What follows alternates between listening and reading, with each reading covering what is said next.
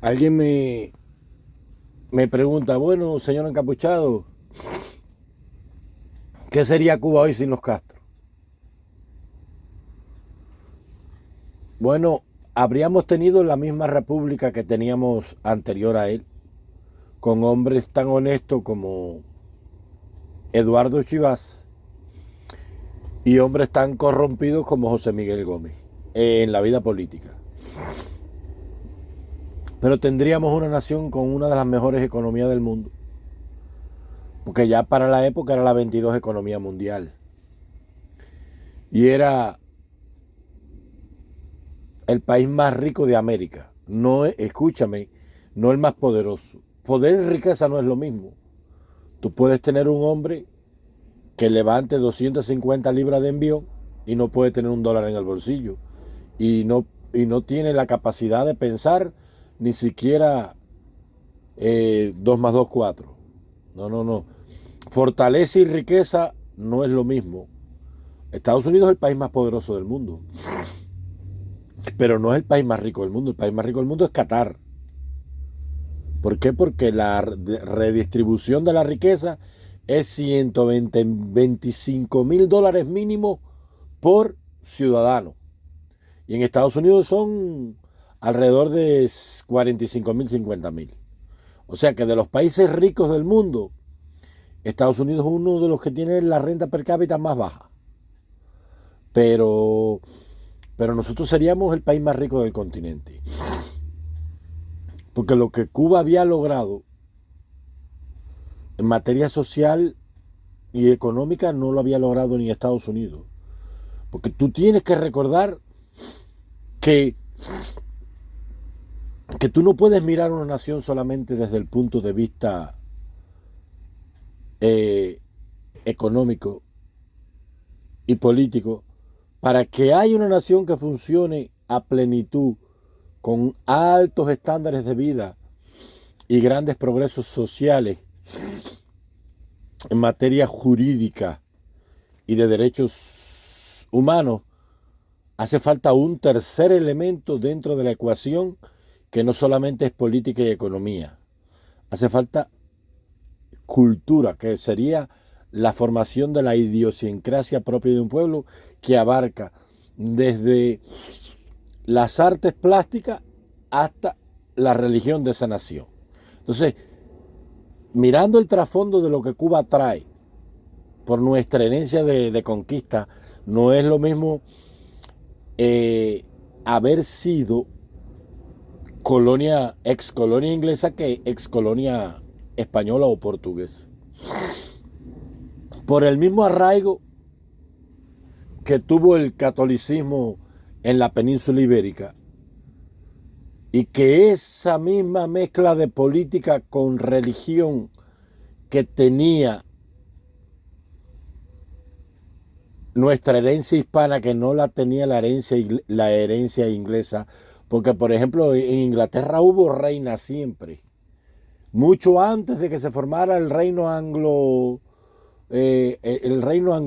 de los normandos y los vikingos, estos de los alemanes con aquellos pueblos nórdicos que habitaron las tierras de los celtas en Britania, mucho antes que llegara el Imperio Romano. Ya habían reinas en las monarquías de los pueblos anterior al Imperio Romano con la conquista. O sea que es una herencia cultural distinta y habría que tenerla en cuenta a la hora de sopesar todos los elementos en una sociedad para ver cuál es el nivel cultural, educacional, político y los estándares económicos de la sociedad. Entonces, nosotros tenemos toda esa herencia y sin embargo habíamos logrado cosas que no había logrado nadie. Tú mira, Cuba sale de 3 guerras. La primera guerra acabó del Camagüey para abajo, lo acabó con todo. La segunda guerra acabó con toda la isla de rabo a cabo, hasta Pinar del Río llegó la T incendiaria. Lo quemaron todo. El pueblo de Paso quemado en Pinar del Río fue porque Maceo le dio candela, porque no querían luchar contra España.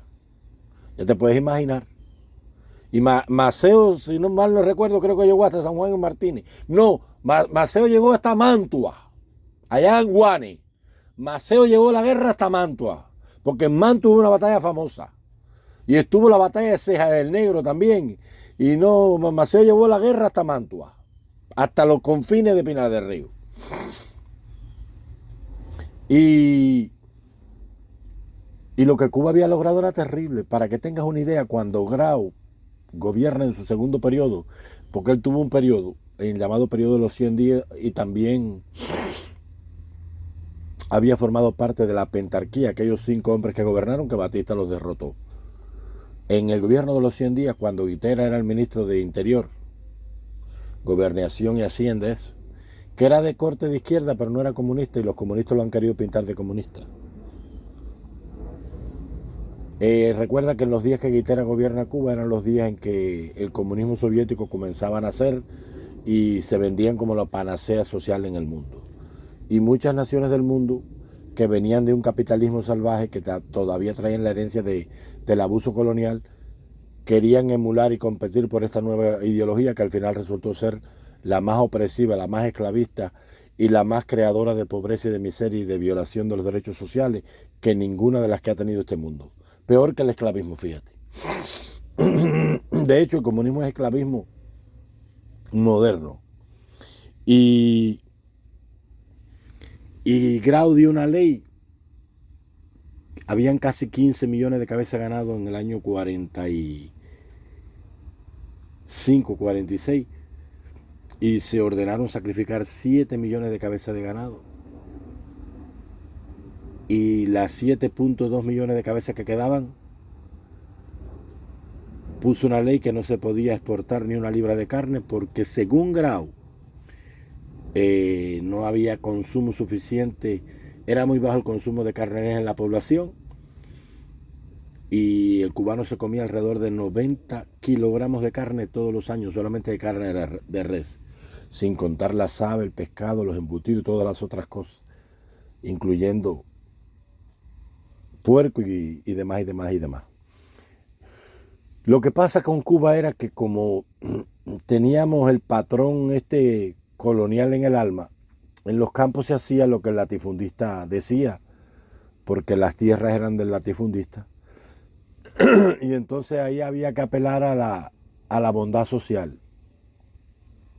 Y había muchos hombres que no creían en nadie, que su único lema era el dinero, pero había muchos hombres buenos en los campos que eran hacendados y que de ellos comían los campesinos y que vivían en sus tierras y que labraban sus tierras y que sí le pagaban el peso como estipulaba la ley del salario laboral que fue puesto en el gobierno de Federico Ladrero Bru en el 39, la ley de que había que pagarle un peso al jornalero agrícola. Y era una nación que funcionaba y hoy sería Cuba en el Caribe el país más rico de este hemisferio, por muchas razones, porque lo que llegó a Cuba fue una mezcla de todas las naciones del mundo. Para que pienses lo que te digo, tú sabes que el Pico Turquino es la cumbre más alta de Cuba, tiene 1974 metros, pero al lado del Turquino hay 2 picos que son un poquito más bajitos. Y uno se llama el Cuba y el otro el Suecia, porque había un sueco en Cuba, que no me recuerdo su nombre, que creo que estaba en el Central Las Mercedes, que era técnico purgador de azúcar. No recuerdo muy bien la historia. Y ellos fueron los que descubrieron el Pico Turquino y le dieron el nombre en Cuba. Ellos salieron para allá, o sea, el Turquino estaba y se conocía, pero ellos salieron para allá, lo midieron desde el nivel del mar hasta allá arriba, fueron los primeros que hicieron las medidas del Turquino, y en honor a eso iban 2 hombres, un sueco y un cubano, y a uno le pusieron el nombre de Cuba, por el cubano que iba en el grupo de geodesia y cartografía que estaba midiendo la altura del pico turquino, y al otro le pusieron el Suecia. Era un país con una mezcolanza cultural muy grande, y son detalles en la historia que la gente no conoce. Pero sí te puedo asegurar que seríamos el país más rico de este continente. ¿Por qué? Porque Canadá es un país rico, tendría Canadá que comprar su comida. Y Cuba era un país que estaba todo sembrado. En Cuba los perros se amarraban con longaniza, chicos. Habían 35 millones de cerdos pastando casi salvajes por toda la isla. Y se comía puerco en Nochebuena nada más y 31 de diciembre. El resto del año no se comía puerco en Cuba. Muy difícil. La familia que comía puerco en Cuba era una familia muy pobre. Y había pobreza. Pero no indigencia como la han querido pintar los comunistas. Sí habían muchos miles de indigentes, pero el 34% de la población cubana, es solamente del 34% para abajo, la población cubana estaba en el umbral de la pobreza. Y de 14% para abajo estaban en la indigencia.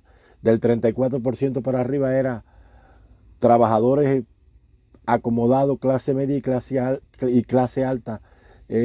Cuba era un paraíso en medio del Caribe. Y era una república muy joven, pero si miramos el caso con lo que era Cuba y con los políticos buenos y malos y con los deseos de libertad y aquel pueblo que reclamaba por todo y que nunca estaba conforme con nada y que siempre andaba buscando luchas sociales y civiles, hoy fuéramos un Dubái criollo en el Caribe